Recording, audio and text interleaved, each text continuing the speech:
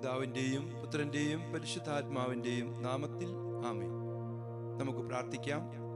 സ്വർഗീയ പിതാവേ, അങ്ങേ മക്കളായ ഞങ്ങൾ ഈ നവംബർ മാസത്തിൽ ഞങ്ങളുടെ കുടുംബങ്ങളിൽ നിന്നും അതുപോലെ ഞങ്ങളുമായി ബന്ധപ്പെട്ട് ഞങ്ങളുടെ ബന്ധുക്കളായിട്ടുള്ളവരും സുഹൃത്തുക്കളായിട്ടുള്ളവരും ഞങ്ങളറിയാത്തവരുമായിട്ടുള്ളവരുടെ ആത്മാക്കളെ പ്രത്യേകമായിട്ട് തിരുസന്നിധിയിൽ സമർപ്പിച്ച് പ്രാർത്ഥിക്കുന്നു.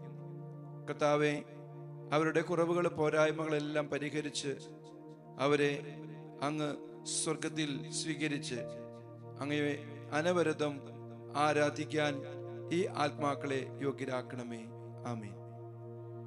ഈശോയിൽ സ്നേഹമുള്ളവരെ, നമ്മളെ കഴിഞ്ഞ 15 ദിവസങ്ങളിൽ ഓരോരോ മേഖലകൾ, പ്രത്യേകിച്ചും നമ്മുടെ കുടുംബങ്ങളിൽ നിന്ന് മരിച്ചു പോയിട്ടുള്ളവരും അതുപോലെ തന്നെ നമ്മളുമായി ബന്ധപ്പെട്ട് പല മേഖലകളിലുള്ള ആത്മാക്കൾക്ക് വേണ്ടിയിട്ട് നമ്മൾ പ്രാർത്ഥിക്കുകയുണ്ടായി.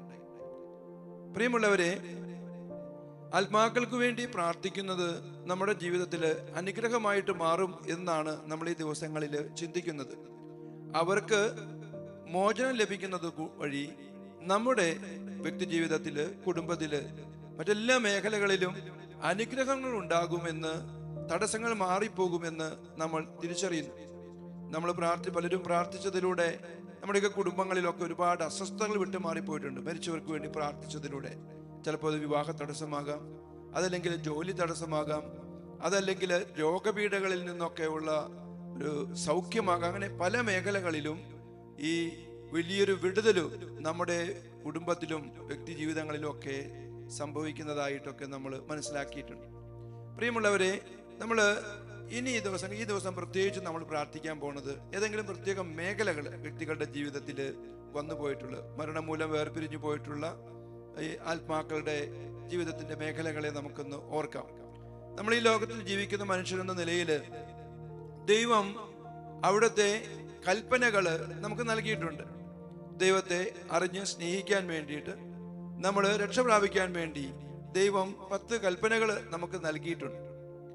ഇന്ന് നമ്മൾ ചിന്തിക്കുന്നത് നമ്മുടെ കുടുംബത്തിൽ നിന്നോ തലമുറയിൽ നിന്നോ ഒക്കെ മരണം മൂലം വേർപെട്ടു പോയിട്ടുള്ള ആത്മാക്കൾ, ശുദ്ധീകരണ ആത്മാക്കളുടെ മോചനത്തിനായി തടസ്സമായി നിൽക്കുന്ന ഏതാനും മേഖലകളെ നമ്മൾ ഇന്ന് കണ്ടെത്തി തിരുമുമ്പിൽ സമർപ്പിച്ച് ഇന്ന് പ്രാർത്ഥിക്കാൻ പോവുകയാണ്.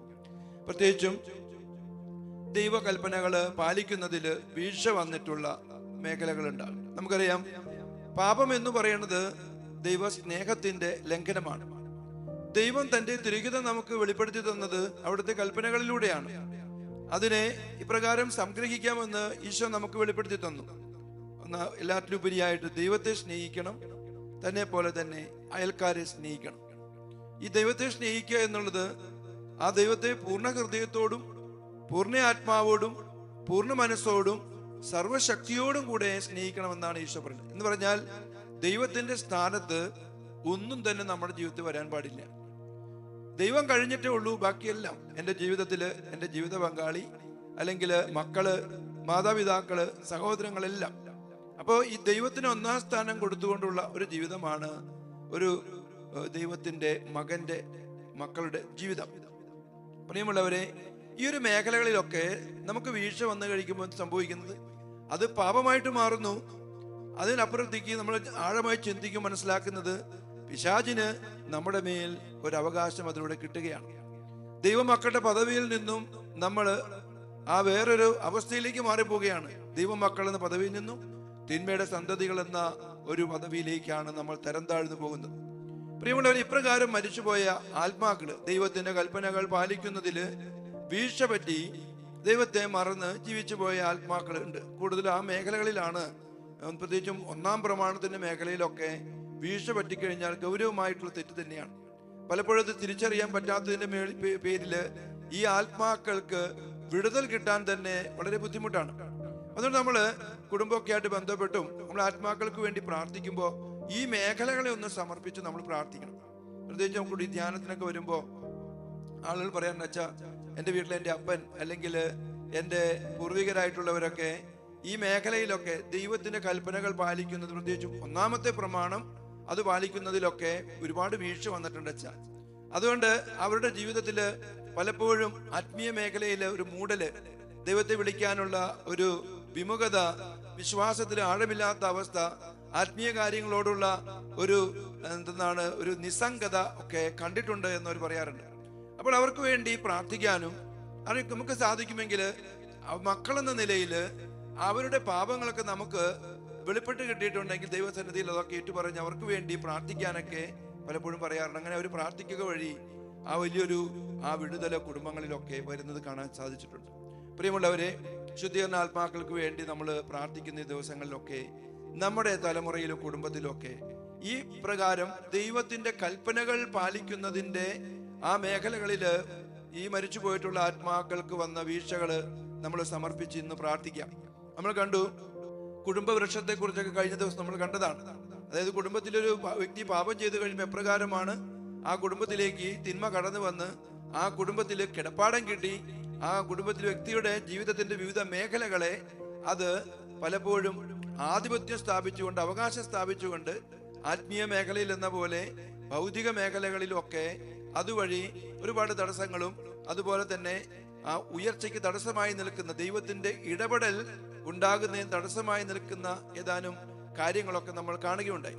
പ്രിയമുള്ളവർ, നമുക്ക് ഇങ്ങനെയുള്ള മേഖലകളെ നമ്മൾ അവഗണിക്കാതെ നമ്മുടെ പൂർവികരിലോ അല്ലെങ്കിൽ നമ്മളുമായി ബന്ധപ്പെട്ടവരുടെ മേഖലകളിലൊക്കെ ഇങ്ങനെയുള്ള അസ്വസ്ഥതകൾ വന്ന് അവർക്ക് ഇനിയും ദൈവത്തിന്റെ പക്കലേക്ക് പോകാൻ ശുദ്ധീകരണാവസ്ഥയിലാണ് അവരായിരിക്കുന്നതെങ്കിൽ നമ്മൾ ഈ ദൈവപ്രമാണങ്ങളുടെ മേഖലയിൽ എൻ്റെ പൂർവികർക്ക് അല്ലെങ്കിൽ എൻ്റെ അപ്പനോ എൻ്റെ അമ്മയോ മരിച്ചു പോയിട്ടുള്ള എൻ്റെ കുടുംബാംഗങ്ങളൊക്കെ കർത്താവെ ആ മേഖലകളെയൊക്കെ സമർപ്പിച്ച് പ്രാർത്ഥിക്കുകയാണ്. അവർക്ക് വിടുതൽ കൊടുക്കണമേ. നമ്മൾ ആ ദൈവത്തിന്റെ പ്രമാണങ്ങൾ ആഴമായി നമ്മൾ അറിഞ്ഞ് അതിനെ നമ്മൾ കൂടുതൽ സ്നേഹത്തോടുകൂടെ ആ പ്രമാണങ്ങൾ പാലിക്കാനായിട്ട് തുടങ്ങുമ്പോൾ നമുക്ക് പൂർവികർക്ക് വേണ്ടി വിടുതലിന് വേണ്ടി പ്രാർത്ഥിക്കുന്നതോടൊപ്പം നമ്മളും അത് പാലിക്കുന്നതോടൊപ്പം നമ്മുടെ ജീവിതത്തിൽ ദൈവം ഇടപെടാനായിട്ട് തുടങ്ങും. തിന്മ പൂർണ്ണമായും വിട്ടുമാറിപ്പോകും. അതിനാൽ പ്രിയമുള്ളവരെ, നമുക്ക് ഈ ദിവസം പ്രത്യേകമായിട്ട് പ്രാർത്ഥിക്കാം. കർത്താവേ, എൻ്റെ കുടുംബത്തിലോ തലമുറയിലോ മരണം മൂലം വേർപിരിഞ്ഞു പോയ അശുദ്ധീകരണ ആത്മാക്കള് ഈ ദൈവത്തിന്റെ കൽപ്പനകൾ പാലിക്കുന്നതിൽ വീഴ്ച വന്നു പോയിട്ടുണ്ടെങ്കിൽ അവർക്ക് വേണ്ടി കരുണയ്ക്ക് വേണ്ടി പ്രാർത്ഥിക്കുകയാണ്. കർത്താവേ, അവരുടെ ജീവിതത്തിൽ അങ്ങ് ഇടപെടണം. അങ്ങയുടെ കുരിശിലെ മരണത്തിലെ യോഗ്യതയാൽ തിന്മയുടെ ആധിപത്യത്തിൽ നമ്മൾ വിടുതൽ പ്രാപിച്ച് എല്ലാ അവകാശങ്ങളിൽ നിന്നും അവർ മാറി ദൈവത്തിന്റെ മക്കളായി, ദൈവത്തിന് പ്രിയപ്പെട്ട ആത്മാക്കളായിട്ട് അവർ മാറട്ടെ. ഞങ്ങളും ഞങ്ങളുടെ ജീവിതത്തിൽ ദൈവത്തിന്റെ കൽപ്പനകൾ പാലിക്കുന്നതിൽ ഉത്സുകരായിട്ട് മാറട്ടെ. നമുക്ക് പ്രാർത്ഥിക്കാം. നിത്യപിതാവേ, അങ്ങയുടെ ഏകപുത്രനും ഞങ്ങളുടെ കർത്താവുമായ ഈശോ മിശിഹായുടെ തിരുരക്തം ഇന്ന് ലോകമെമ്പാടും അർപ്പിക്കപ്പെടുന്ന ദിവ്യബലിയോട് ഒത്തുചേർത്ത് ശുദ്ധീകരണ സ്ഥലത്തെ എല്ലാ ആത്മാക്കൾക്ക് വേണ്ടിയും അതുപോലെ ഞങ്ങളുടെ കുടുംബങ്ങളില് തലമുറയില് ലോകം മുഴുവനുമുള്ള എല്ലാ പാപികളുടെയും രക്ഷയ്ക്ക് വേണ്ടി ശുദ്ധീകരണത്തിനു വേണ്ടി ഞങ്ങൾ കാഴ്ചവെക്കുന്നു. ആമേൻ.